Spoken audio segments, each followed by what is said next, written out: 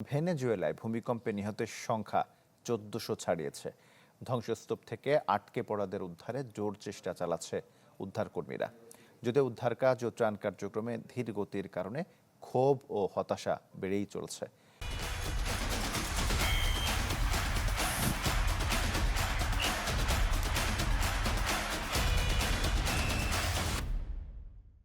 বিশেষ করে লাগুরা রাজ্যে ভারী যন্ত্রপাতির অভাব এবং সরকারি কর্মকর্তাদের কম উপস্থিতিতে ক্ষোভ প্রকাশ করে উদ্ধার কাজে নেমেছে সাধারণ মানুষ।